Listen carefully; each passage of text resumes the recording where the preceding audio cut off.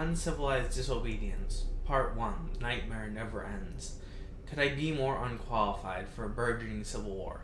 Godfrey, listen to me right now. If you never do again in your life, I will end this. You hear me? Ha! Try if you must. That asshole. Click. The view down the hill into Boston was one of an absolute nightmare. The dust cloud from the Prudential Center was rising and spreading its poison all over the city. And then I vomited. It just felt appropriate for a moment, like, Thomas, it's Phillips. What did he say? What is Godfrey's ultimate goal? I wiped my mouth and turned around. He wants another civil war, and I think he has the means to do it. What's the FBI doing? She gave me a manila folder, and I opened the folder to see a document in it with the only known picture of Godfrey. He looked like an academic with his thinning brown hair and short stature, and it seemed that he had a thing for expensive suits. What can you tell me about him? Phillips put out a cigarette and offered me one, which I gladly took. We don't know much of anything. You're the only person who has had any sort of contact with him and survived. I didn't like the sound of that last part. What's his nationality? He doesn't sound American to me.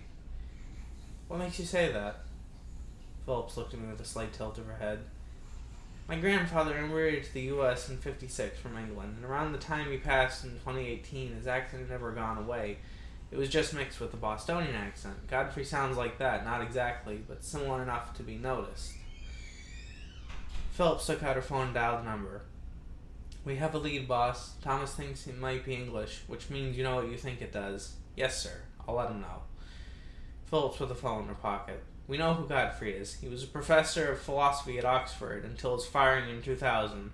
The reason for his termination was the supposed radicalization of his students. His name is Gregory Robinson. So there is a name to the face. So what makes him dangerous? He's just a professor that was fired 25 years ago. Phillips told me to turn the page over. That's why, because he was also in MI6 before a stint as a professor. He has connections in the British government, and we have reason to believe he smuggled nuclear bombs out of the United Kingdom. Shit. Okay, so how do we stop him? Phillips looked at me and handed me a bag. I took it, and it was heavy. We have to be in the background, and it seems that Godfrey seems to only trust you, and I'm sure that there will be consequences for this meeting. The president himself knows and is ready to make a press conference later on. God damn it. Well, who about that man who took a shot at me and told me to stop the trigger man? Wasn't that one of yours? She looked confused. None of my people did that. That was someone else. We'll monitor that as well. Good luck, Thomas. I nodded and walked off towards the Sitco sign. Time to stop this bastard.